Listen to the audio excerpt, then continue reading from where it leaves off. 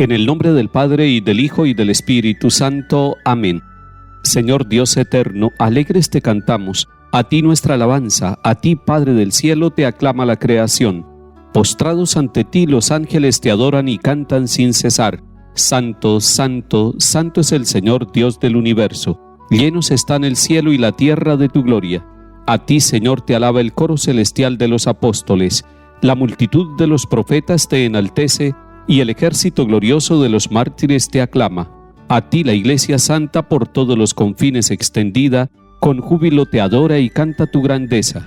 Padre infinitamente santo, Hijo eterno unigénito de Dios, Santo Espíritu de amor y de consuelo. Oh Cristo, tú eres el Rey de la gloria, tú el Hijo y palabra del Padre, tú el Rey de toda la creación. Tú para salvar al hombre tomaste la condición de esclavo en el seno de una virgen. Tú destruiste la muerte y abriste a los creyentes las puertas de la gloria.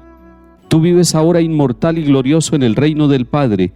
Tú vendrás algún día como juez universal.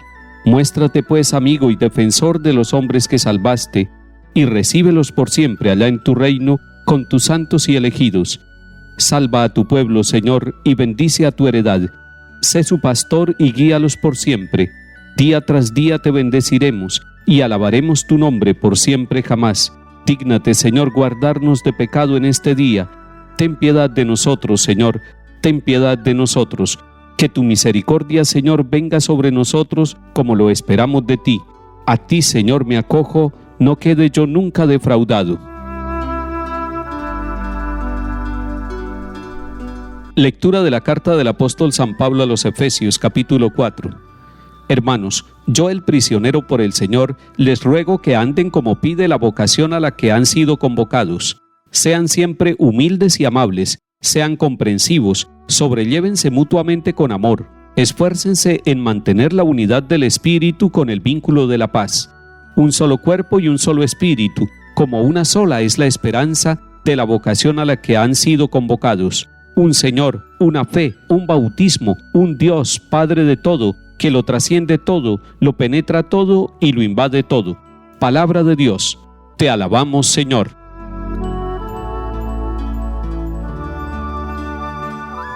El misionero autor de la carta a los Efesios en este capítulo 4 se autodefine, dice: yo el prisionero por el Señor. Y esta autodefinición la podemos entender de dos maneras. La primera, de manera textual, que este misionero está preso por Cristo, no ha cometido ningún delito, pero está privado de la libertad.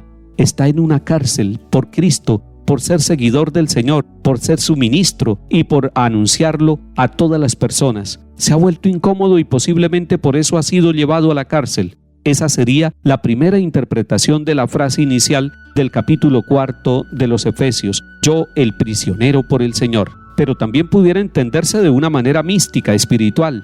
Yo el prisionero por el Señor no sería alguien que está metido en una cárcel y privado de la libertad, sino alguien que ha encontrado que el único tesoro, que el único lugar de su vida, que el principal motivo de su existencia es Cristo Jesús, y se siente prisionero, pero contradictoriamente está prisionero por el mensaje de Cristo y por su misión, y sin embargo siente la libertad plena en Cristo Jesús. Yo, el prisionero por Cristo Jesús, el Señor, me siento llamado a cantar, a alabar y a bendecir a Dios por la libertad que me da, por esa libertad que me quitó de la esclavitud del antiguo pecado y que me dio la libertad por la gracia manifestada en el Señor Jesús. Ese es el segundo sentido de el hombre que se siente prisionero por el Señor. Pero lo importante es que este prisionero del Señor ruega para que todos andemos según la vocación a la que hemos sido convocados. Y la palabra vocación significa llamada. ¿Cuál es la vocación suya? ¿Cuál es la vocación de su familia? ¿Cuál es la vocación de nuestro país, de nuestros pueblos donde vivimos, de la empresa donde trabajamos, del lugar donde estudiamos? ¿Cuál es la vocación que nosotros tenemos? La vocación que nosotros tenemos es llegar a ser uno. Lo decía el Señor Jesús en su oración del capítulo 17 de San Juan: Padre, que todos sean uno, como tú en mí y yo en ti, para que el mundo crea. Y aquí la carta a los Efesios lo ratifica. Si leemos en paralelo este capítulo 4 de la carta a los Efesios con el capítulo 17 de San Juan, encontramos que la vocación es la unidad un solo cuerpo, un solo espíritu, una sola esperanza, pero además también nos ha manifestado que nos esforcemos por mantener la unidad del espíritu. Y así nos manifiesta que hay un solo Señor, una sola fe, un solo bautismo, un solo Dios y Padre que lo trasciende todo. Estamos llamados, hermanos, a la unidad. Todo lo que nos divida, todo lo que nos hace volvernos enemigos es contrario a la vocación nuestra. Y tal vez por eso nos recomienda que vivamos en la humildad, que seamos amables, que seamos comprensivos para que nos podamos sobrellevar por el amor. Es que estas cualidades muy humanas, la humildad, la amabilidad y la comprensión, son características de aquel que quiere trabajar por la unidad. Lo contrario sería la arrogancia, sería la dureza y la incomprensión, y eso nos llevaría a estar peleando unos con otros, a no reconocernos como hijos del mismo Dios, como parte de un solo cuerpo y guiados por el mismo Espíritu. Señor, danos la gracia de la humildad, de la amabilidad y de la comprensión, y sobre todo danos la gracia de reconocer que estamos llamados a vivir la unidad, a vivir la comunión como una sola familia en ti, Señor Jesús, por el Padre Celestial en el Espíritu Santo.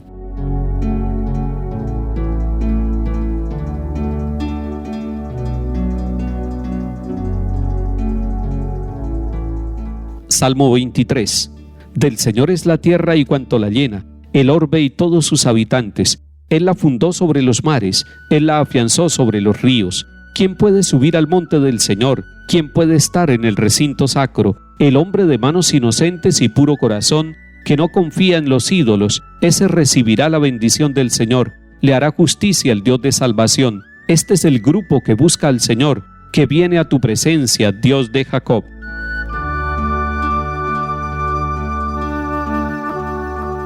Del Santo Evangelio según San Lucas, capítulo 12. En aquel tiempo decía Jesús a la gente: cuando ven subir una nube por el poniente, dicen enseguida: chaparrón tenemos, y así sucede. Cuando sopla el sur, dicen: va a ser bochorno, y lo hace. Hipócritas, si saben interpretar el aspecto de la tierra y del cielo, ¿cómo no saben interpretar el tiempo presente?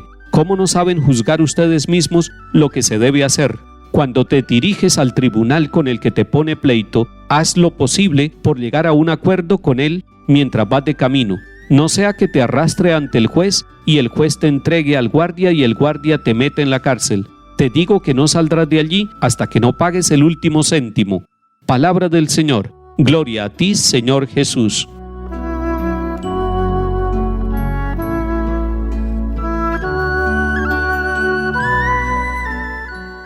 El Señor Jesús en este capítulo 12 nos está invitando a que nos ejercitemos en la lectura de los signos de los tiempos, a entender el paso de Dios por nuestra historia, a entender lo que Dios nos está pidiendo a nosotros y a nuestras comunidades. Nos hace bien en este momento histórico del mundo que nosotros le pidamos al Señor el don de discernimiento, no solamente para saber prevenir que va a haber calor o que va a haber una tormenta o que va a haber frío, sino para entender mucho más que los signos materiales del tiempo, los signos de la salvación que hay entre nosotros, los signos del amor de Dios, los signos de la presencia de Dios, pero también para que podamos auscultar nuestro tiempo y nuestra historia, reconociendo que hay tinieblas, que hay pecados, que hay errores. Si tenemos el don de discernimiento, podemos decir: estoy de acuerdo con esto que es muy positivo de mi sociedad, pero no estoy de acuerdo con esto que no va según el plan de Dios y de su reino. Si nosotros somos capaces de discernir, seremos capaces también de conciliar con aquellos que nos llevan a juicio. Seremos capaces de ser conciliadores unos con otros, y esa tarea nos corresponde a nosotros. Debemos ser misioneros en el mundo de la interpretación, de discernir lo que está pasando en nuestras comunidades, de buscar siempre el camino del bien y de ser capaces de entrar en conciliación para que unos y otros encontremos el camino de Dios y nos salvemos. Que Santa Laura Montoya, misionera de los indígenas en Colombia y en muchos países de América, sea ella protectora de nuestras comunidades y nos enseñe el camino de la verdad, el camino del bien social, el camino de la paz como pueblo de Dios. Que el Señor nos bendiga y acompañe en el nombre del Padre, y del Hijo, y del Espíritu Santo. Amén.